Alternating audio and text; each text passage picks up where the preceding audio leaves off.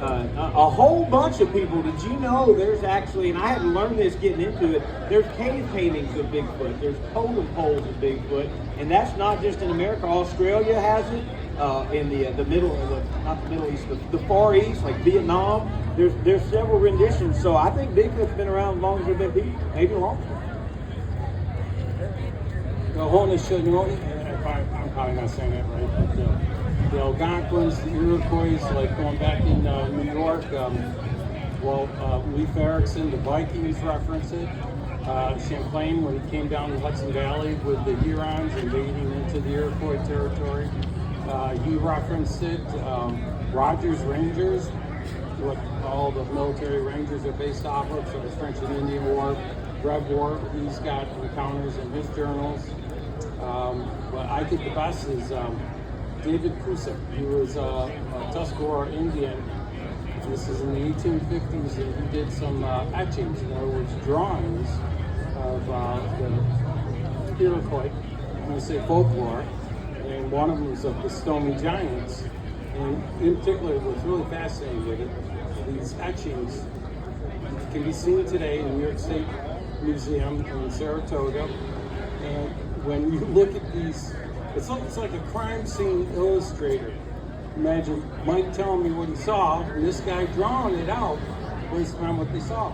It has a face like a person, covered with hair, conical head, big feet, showing very tall, two of them chasing after this 4 or 5 Indians, running, throwing spears behind them. And there's also the acorn blower. So when they're roasting acorns and sit around the campfire, kind of like us cooking marshmallows, and it's standing behind her, and it's, all big head, no neck, all shoulders, all hair. And you look at these descriptions and these illustrations. This article was written and published, I believe, in 1855. So you look at it, it's exactly how we draw and describe Bigfoot. So that was before the internet.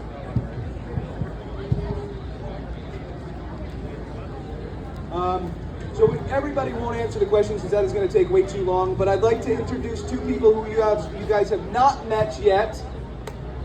Sheila and Scott, do you guys want to just say they're speaking tomorrow at 2? It's going to be an awesome presentation. Make sure you're around for that. You guys just want to introduce yourselves in like a quick 1 minute. I'm Scott, and it's Sheila Granger. We have corn fishing out there down North Georgia. We're actually one of the only groups in that region area that actually carry people out on Bigfoot expeditions. Can't hear me? Really? Okay, is that better? Okay, so y'all get the other part of it. Everybody tells me all the time I talk too low. Well, I do that for a reason. It keeps your attention better. Makes you focus more on what I'm saying. But anyway, we will be speaking tomorrow about 2 o'clock. And y'all come on out and see the presentation. Awesome. Let's welcome. Yes, come on. Anybody else have a question for us? Yes, sir. Have any Bigfoot bones been found? That's a very solid question. I love that kind of questions. Anybody want to give that a go? So I don't think any bones have been found. Some people say that there have been, but we have no proof of it. And the reason why I think that is because I think that when these Bigfoot creatures, pass away, or if they're getting sick, that they will walk or hike to an area of the forest and they will basically die where no one will find them. And maybe the clan will bury them because we know that elephants in the wild will do that. So that's my thoughts. I'm going to take this one too. How many people in the audience have ever come across in the woods a bear skeleton? Well, us. Okay. No one in the audience though. Does that make you wonder where the Bigfoot bones may be? We have known animals. There's a lot of bear out here, but we don't find their bones. Why? Scavengers scavenge bones, right? That's good. Do we know animals eat bones? Porcupines and field mice eat bones? That's pretty cool. Any other questions? Yes, in the back. You're going to have to really shout, my friend. Do you have to speak up? Can you hear me?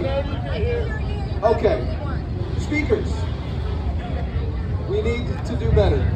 As a collective group, we need to just do better for our audience. Okay?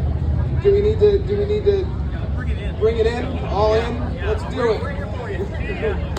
All right. Thank you. Thank you for that. We will definitely do that. Anybody else? Yes.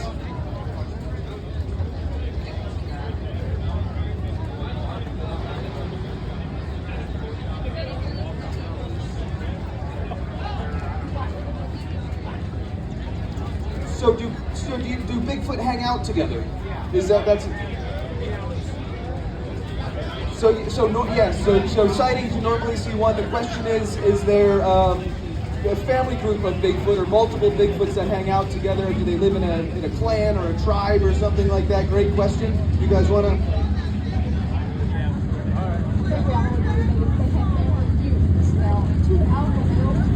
Two alpha males, will not be in the same family for obvious reasons. But yeah, there's mama, daddy, there's babies. In a lot of our encounters and expeditions, we found where we've had multiple creatures interact with us, whether it be tree knocks, rock throwing, such things as that. We've actually got one encounter where we had rocks thrown at us from one side of the road, trying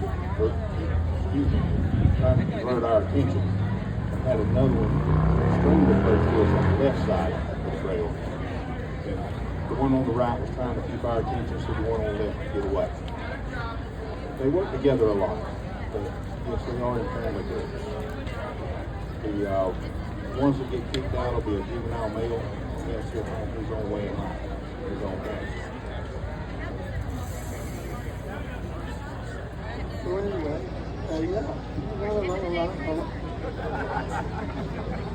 So I've interviewed quite a few hunters who have actually seen families of these, like 5 or 6 of them walking, and they've aimed their rifle at the Bigfoot and didn't want to push the button. I mean, didn't want to take. I said I don't hunt, so I have no idea. Anyway, I'm playing video games. But anyway, I think there are families. There has to be. There can't be just one of them walking around. But anyway. Well, me personally, I look at Bigfoot different than, I don't want to say most, but a lot of people. A lot of people don't want to believe that Bigfoot may be a primate of some sort. I'm not saying he's a gorilla, I'm not saying he's a chimpanzee, but for those who've ever studied or observed primate behavior and activity, primates work together in groups and units. Not to get long into it, but my 2014 encounter that I shared with 5 other people, there were 3 subjects involved in our encounter. What we believe to be a juvenile, a possible female, and a male. 4 foot, 6 foot, and an 8 foot subject. Yes, all 6 of us saw this back in 2014, May 3rd, 2014. That was one situation I had where I believe that's how they work. They maneuver, they work together as a family. Jumping back to the primates, again, they work together and hunt. They hunt in groups, they communicate, they live in groups. I don't want to draw it out because it take up too much time. But yeah, my 2014 encounter involved 3 subjects, which we have reason to believe that they were a family. And as this gentleman was talking about the tree knocks, I've gotten multiple tree knock responses from my knocks. So they're around and they do work together. Are they a family? Don't really know, but they do work together in groups, from my understanding. Yeah, so where I'm at, and you guys could see this, I've noticed, now I haven't seen a family walking together, but you've got areas where if you get out, you can tell this is a hunting ground. You can tell this is where we're traveling. You can tell some of the stuff that's on, for those of you that didn't see it, go to Smith Ridge Adventures on YouTube, and I'm not monetizing it or trying to get subscribers or anything, but I've got everything I'm talking about, examples of that. lots of it. You'll find these glyphs and you'll find tree work and structures that look like children's artwork. And there's certain ridges where I will find this stuff where I'm thinking, man, this must be where a bunch of kids hang out. So you can start to see the woods and areas as an organized whole area, kind of like we would maybe even in a city. And then for me, I found footprints from 13 inches to 19 inches. And the interactions are sometimes playful. Like I think there's always two of them, and I think you start hearing something over here, there's something going on over here. I'm thinking that might be the juveniles or the teenagers messing with you. The older males, they're going to growl at you or run you off. They don't want to be bothered. And then I think maybe it's the females. I've never seen a full torso enough to really clearly identify it, but you'll get a lot of peekers and they'll watch it. They stay real low. A lot of people, if you're looking 7-8 feet up in the air, they're that tall, but they're not usually watching you at that height. They're peeking at you. And I think that might be the females or some of the ones that are just wanting to make sure you're not a threat or you're not an issue or just acknowledge you're there. So it definitely reeks of family organized structure to me. Absolutely, my experience. It's like a minimum 3, but more than that. And I've had a lot of observations of this, with them being together, in particular this local habituation site. When we're having activity, it will be the two homeowners and myself, and we'll be together, but yet there'll be like a house slap on the backside of the house. But how did they know it was all clear? And I've identified these points of which they watch from to triangulate. So it takes a minimum of 3, but it takes somebody else to come up and do the house knock. So it's typically, I believe, a minimum of 5 of them. And they always triangulate on us. And nothing happens by accident. You know, when we wander into their area, they already know that we're coming. So when you come up that road, they're already got sentries, they're already forewarning each other, so I feel like it's a minimum of 5. I think they work like a community, but when you get close to, it's absolutely a minimum of 3. We just don't see the other one, and everything all these guys said is absolutely true. We can't forget you.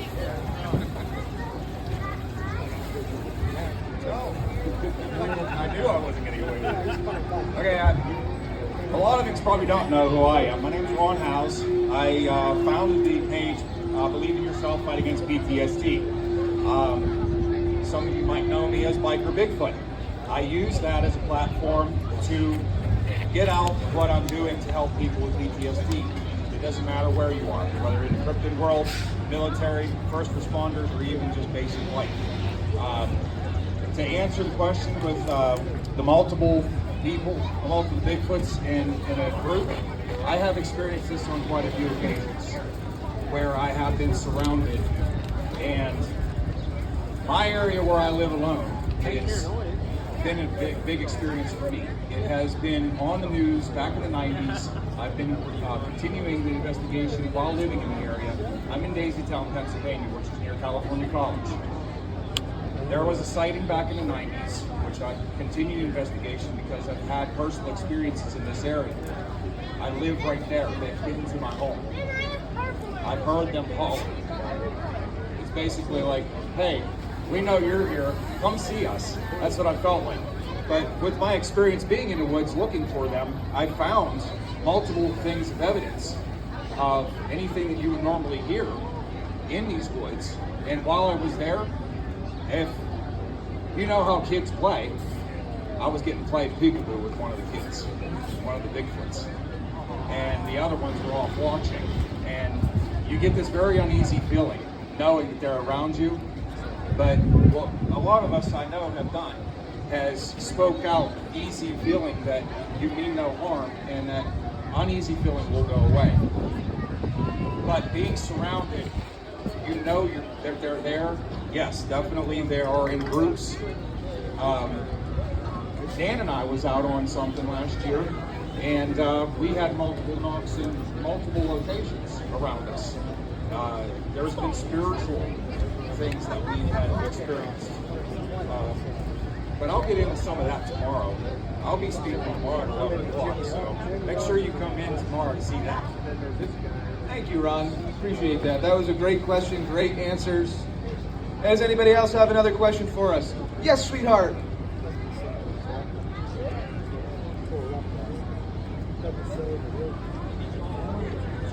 Oh, that's a great question. How long have we been tracking Bigfoot for, and how many Bigfoot have we caught? Or I'm gonna say we haven't caught any, because if we did, we probably wouldn't be up here right now. However, we'll say how about how many we've seen? Does that sound like a good question? Okay, I'll lead it off. I've been researching since 2011. How old are you? Yeah. Since before you were a glimmer in your parents' eyes, I've been researching Bigfoot. How long? And I have not seen, and you know what's funny is I've devoted my life to looking for Bigfoot, but I've never seen one. I know. Ron, you wanna? How old are you? 7 years old. I had my first sighting when I was 13 on a family farm. And that led me into the life of research. And I've been doing this for 30 years privately. And in the last 4 years, I came out publicly to come out and speak to everybody about this. Because one of the important things, as a lot of us know, criticism. Criticism for the sightings, right? So what do we want to do? We want to get everybody comfortable about speaking about what you see. So it's been a long time, young lady. Personally, I saw one, like a full visual, but there has been many other accounts where I've had communication with them, and just in general, having the notification that they're there, basically. I have been interested in Bigfoot my whole entire life.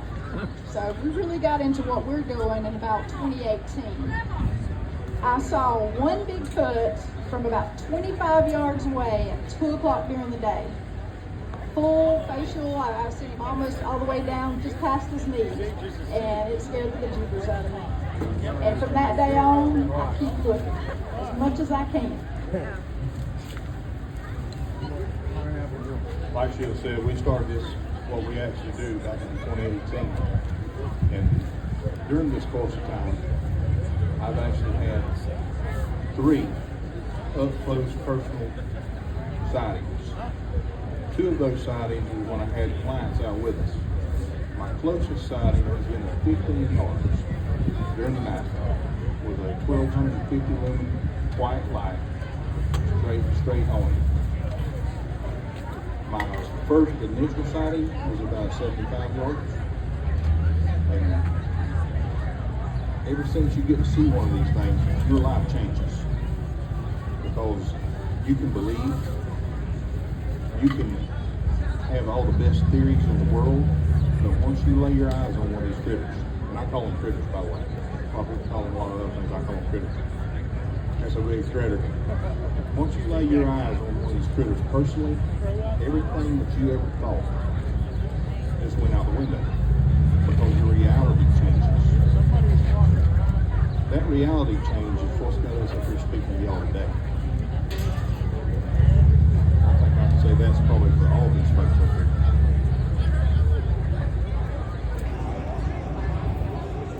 So I've been researching Sasquatch since 2019. I have seen 2,425 and a half Bigfoots. One was a midget. Now, to be honest, I haven't seen. I've seen a lot of crazy stuff in the forest at night, like the eyes shine. One time I saw maybe a possible spider crawl. I was so freaked out I didn't tell exactly what it was. But I need to see a daytime sighting, so I haven't had a huge sighting. Anyway, that's it. Well, I've been researching for a little over 15 years. As far as what I shared earlier, my encounter was a visual back in 2014. I've had other experiences, non-visual experiences, things like responses to vocalizations or tree knocks. But I tell you, it has been very rewarding over the years. It's been educational. You know, ever since I stepped foot into this journey, it's been a lot of fun. I've met all kinds of great people along the way, and you know, that's a good thing about Bigfoot. And I'm sure we can all relate here that we've met and gained so many friends, and you know, we learned something from each other. No matter what it might be, there's always something to learn from each other. So, and that's what a lot of us do try to strive for, that we can try to work together in one way, shape, or form to perhaps spread awareness, as I like to put it, and you know, put the word out there and encourage others to keep their eyes and ears open as well, and be open-minded. You're not always going to believe or understand what some of us might experience, but try to understand is all I can say. Thank you. All right, and you're 7? You're 7, what was your name? Asname. Beautiful name. Yeah, so you're 7. So I've got my little girls are 5 and 10 over there. And we were all together when I saw my first one 5 years ago in 2020 in May. So almost exactly 5 years ago. And then I just got lucky and I had seen 6 Bigfoot 6 times clear in the daytime from anywhere from 100 yards to 38 yards, which is pretty close. And my wife's seen 1, and my little girl swears, are you going to say it later? No, she won't. What part of Bigfoot have you seen? His yegg, Y-E-G. She swears she saw his yegg, but yes, so we've seen him that many times, and it's. I hope you. Do you want to see more sometime? I hope you do. I hope you do. No, this is good. I've been doing this about 15 years. One clear daytime sighting, juvenile, and I was blessed to see every form of locomotion except just your regular upright bipedal walking. Thank you. Mike takes care of me. And I need watching after. But as far as nighttime on thermals, the shadow, the outline of them, multiple times. As far as encounters, way too many to list. Physical evidence, well, this camper, I slept in there Thursday night and woke up with handprints on the dinette window. Found 2 more sets of handprints last night. We had house slaps last night, so I have those handprints to collect when I get back there tonight. And this is pretty close to here too. Oh, hey, I got a question. Anybody ever see the balls of light? The orbs, the balls of light? Tell me your story. We'll work backwards. How's that?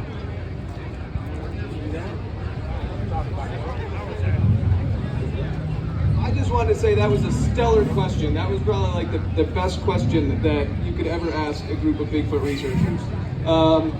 But I want to say what Daniel kind of touched on. We are all good friends up here right now, and this is what Bigfoot does. Not for Bigfooting, to me, is not about looking for Bigfoot and finding Bigfoot every time. That's not what it's about.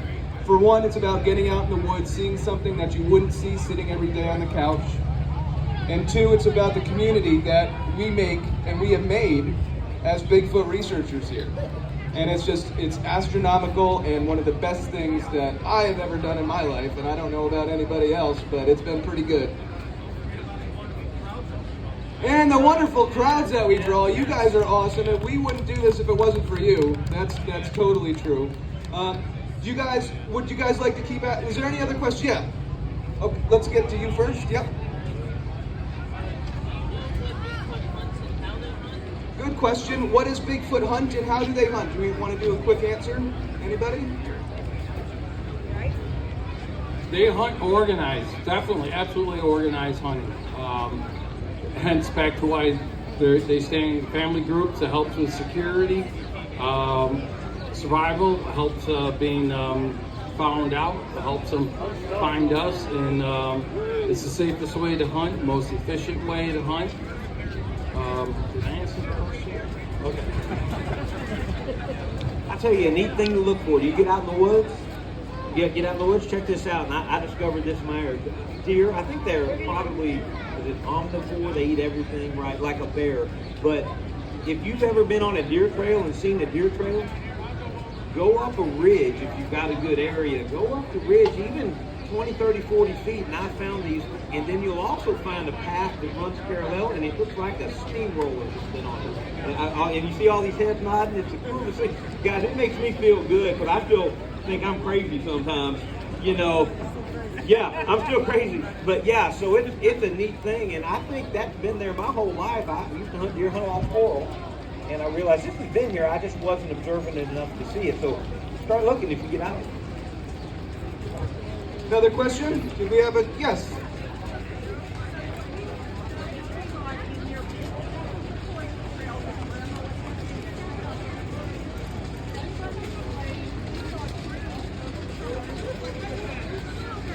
Upside down trees.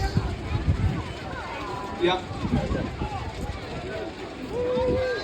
Right. I'm gonna do an experiment right now, and this is probably not gonna go the way I want it to. Researchers behind me, how many of you have come across an upside down tree?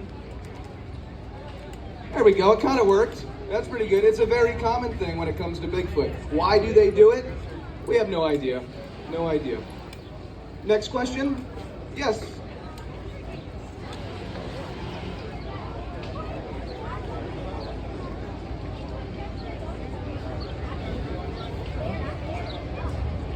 Okay. Some people say that Bigfoot is just a bear standing up. Well, some people say that Santa Claus isn't real, right? Who's with me? What, are you saying it's not real? Dang it! The thing is, the only reason why that can't be real, like the fact that 500 years ago, they have found actual carvings on walls of caves of giant creatures. First Nations people have talked about Sasquatch for hundreds of years, even talking about living with them at one time, until something happened, there was a crack in the relationship, and then it went sideways from there. So for people to say that it was just a bit, now I'm not saying people haven't thought they saw Bigfoot and it turned out to be a bear. I mean, that's true, but definitely there's no way every sighting is going to be a bear. Maybe a chipmunk. You just don't know.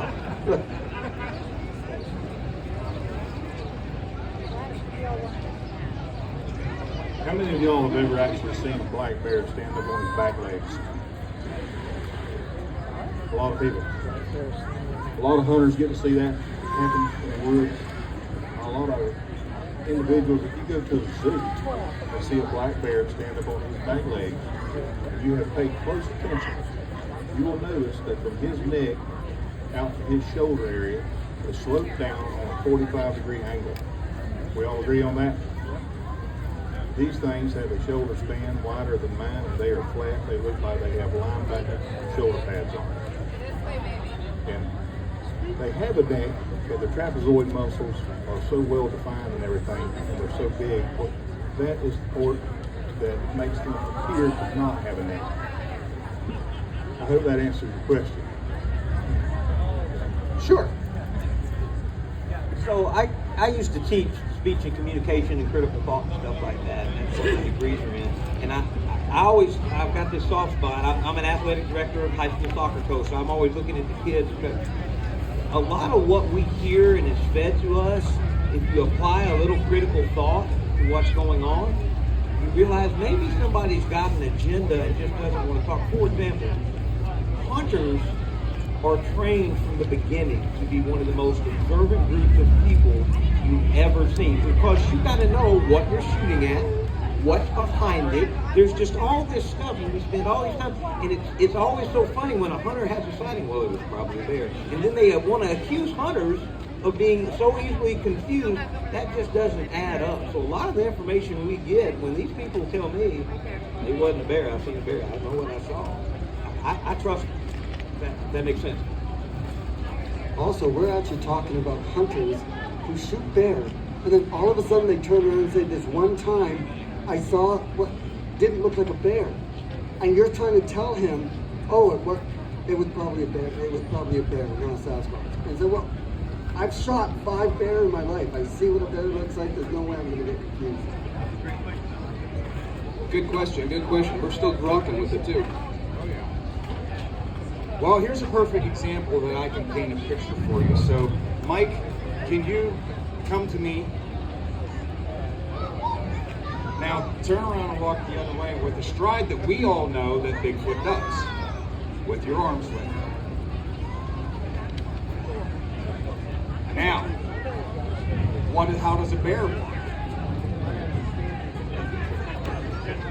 Has anybody ever seen Yogi Bear, the cartoon? That's how bears walk. Their arms are down to their side and they walk like that. It's unmistakable, the difference. And just a last comment, bears have ears on the top of their heads where Bigfoot do not. Bears also have a protruding muzzle where Bigfoot also are known to have a very flat face. Anything else? Anybody else? Yes, over there.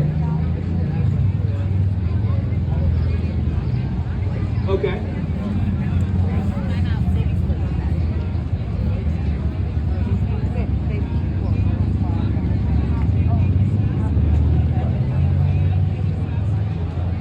Yes, the man in the Sasquatch suit.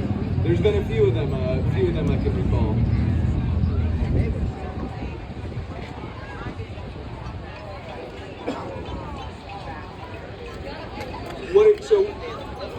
What are your thoughts on hoaxers, and how do we feel about them, right? Well, I think we all have pretty strong feelings about that. I can assure you that there are people that call themselves Bigfoot researchers that will go out and hoax and pretend to be a Bigfoot. That happens. There are other... people think that, like, when we go out in the woods, there's going to be random strangers that try to mess with us and put tracks down and stuff like that and dress up in suits and stuff. That's the stupidest thing, because people don't know where we're going. We don't tell people where we're going. So to have a, one of the recent ones was the, I think it was the Colorado train, that the guy in the suit there, that one, I don't know if you saw that one, that's a good one. But it happens, and it's unfortunate. It really puts a damper on our community as a whole, because we're out there trying to commit real, true research, and you have other people that are not. And it's a very big divide, and it's unfortunate, and it really hinders the way that our research is done and acknowledged. Great question. Yes? Gentlemen on the end, local sighting stories. Here we go. Oh, I love coming here. Good question. So, just today, people knowing that I'm doing the research locally, the amount of people have come up to me at this event and the last 3 I've been telling me about their local encounters is stunning. So this place isn't that far from here, and there's probably going to be activity tonight. I mean, I can't guarantee anything, but homeowner has seen them there. We have lots of blob squatches. We got live cameras going on. We got a live stream, night vision and the thermal on it. The first night it's set up, we got some good still shots, only captured from screenshots because the data wasn't turned on to be collected yet, because that was the next step to do. This is one of the most active places I'm aware of.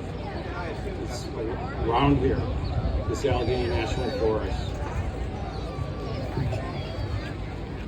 Any other questions? Yes, sir. Okay. Okay, that's a good question. Nice. Next.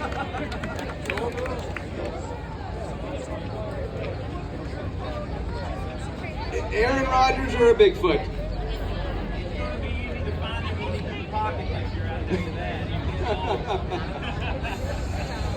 Anybody from this side have any questions? No? No? Yes.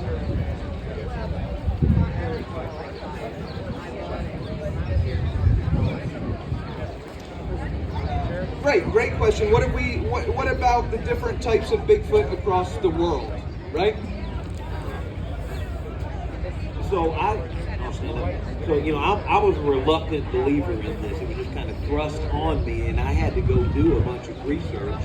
And that's actually one of the things that helped me again believe I wasn't crazy. I think also one of the things that I had to come, to grips with, talking about bears, for example.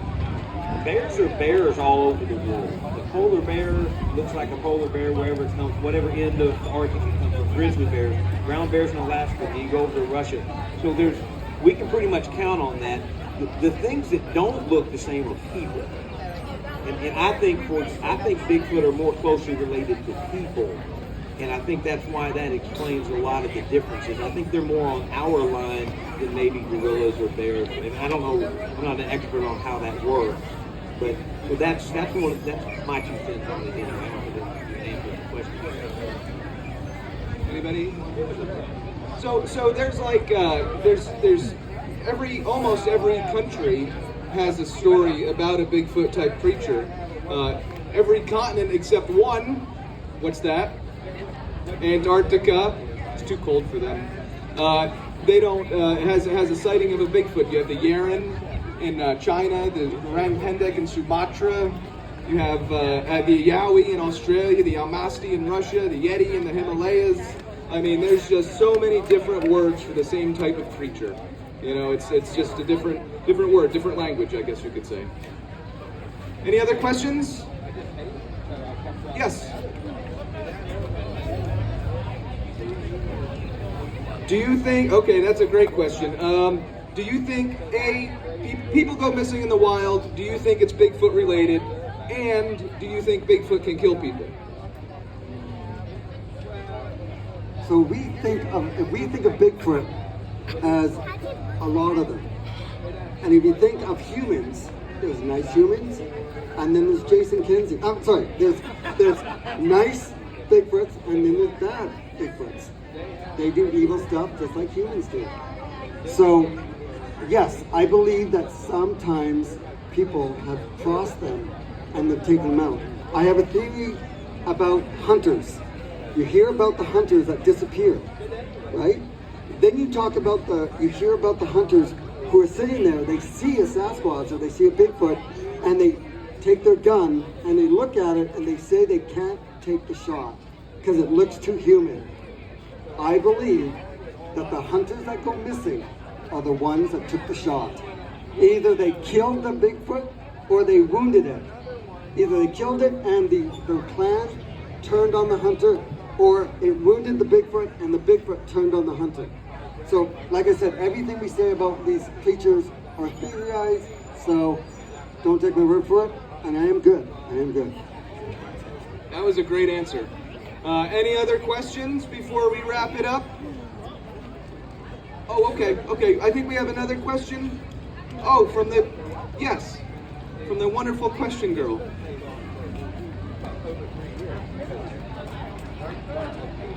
Oh boy. How many Bigfoot have we seen all together? How many structures have we all seen? Okay, that's a good thing. I've seen. I saw the upside down tree that we were talking about before. It wasn't there one week. It was there the next week.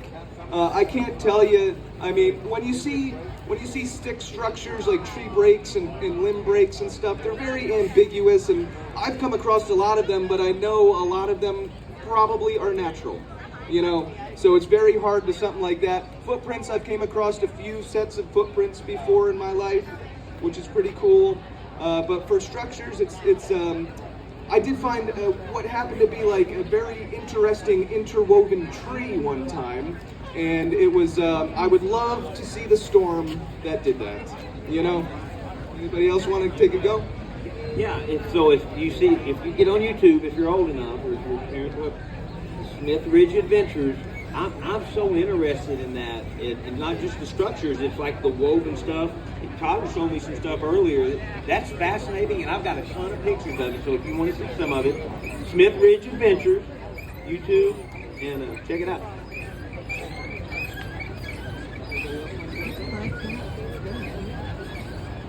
I love talking about this structure that I found. I mentioned about the child Bigfoot that was playing peekaboo. I didn't get the full visual of this Bigfoot, but I did find a lot of evidence that it was in training for survival. And as children, we would build little couch teepees and forts. So the most interesting thing I've ever seen was a practice, what like to me was a practice structure. And when I took a picture of it, what was even more interesting that made me believe that it was a practice one is because of the mud that was on the tree where it was being built. It was circled. And then in an area that I had heard a knock and call from, I had gone back in the daytime and I went up there and I took the same mud picture on the tree right there. But what was even more interesting is one of our friends that they said, did you notice that was a handprint? So it was just really interesting to know that it felt as if this was something that the parents were teaching the child. So that structure was really cool. That's very cool. Very cool. Anybody else want to take a go? No? Okay. Any more questions? Yes. Does Bigfoot swim? Solid question. I think we can all get on board and say yes. Yep. Yes, I think we think Bigfoot do swim. Absolutely. Anybody else? Nobody? Yes.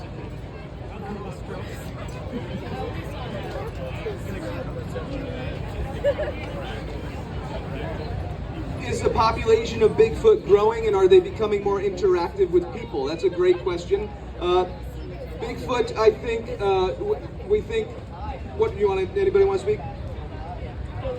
Okay, this might be a little woo, maybe not, but maybe the military is kind of keeping the population at bay. Because I don't know how many interviews I've done with people who have literally said they've seen like military helicopters drop down and lots of gunplay and then Bigfoot's being taken up.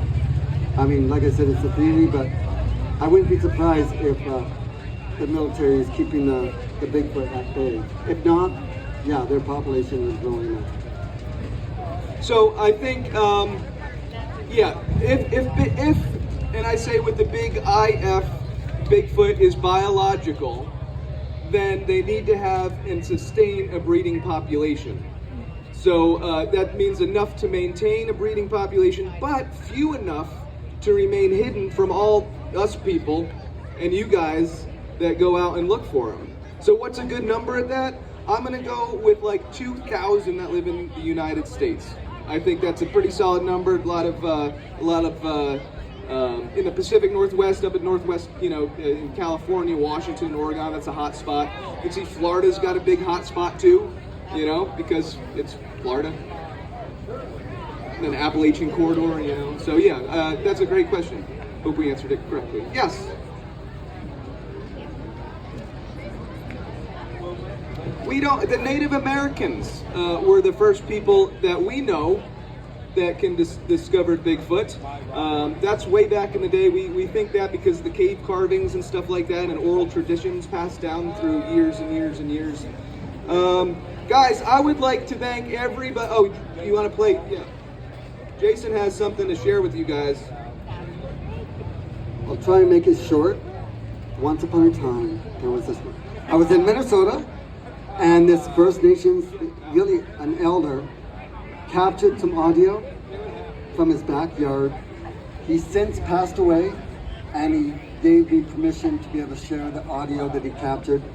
When he captured this audio, he was so terrified that he didn't want to go out of his house again, and I believe he died in his house. He used to go into, his backyard was the forest, 800,000 acres of pristine forest in Minnesota. I'm gonna play this, and you guys tell me what you think. Sounds like there's 5 of them, and they're all freaking out.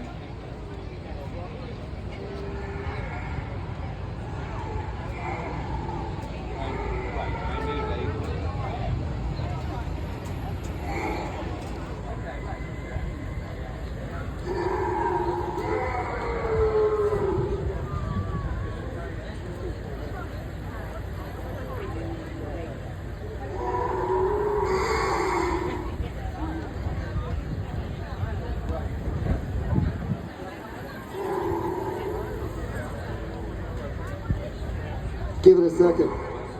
They so freak out.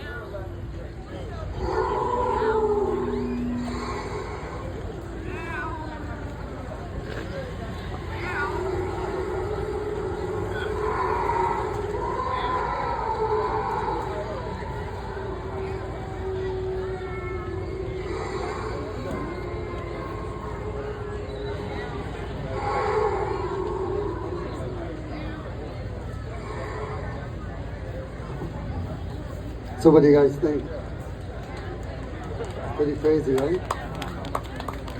So he was so terrified, and he did not want to go on the record at all. He didn't want anyone to know, and I was so honored that he trusted me into, being able to share. But I wasn't allowed to even get his name to give it out.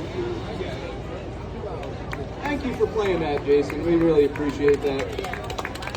I would like to thank all of you for a wonderful panel discussion and question and answer session. Those were some wonderful questions. I really appreciate you all sticking around.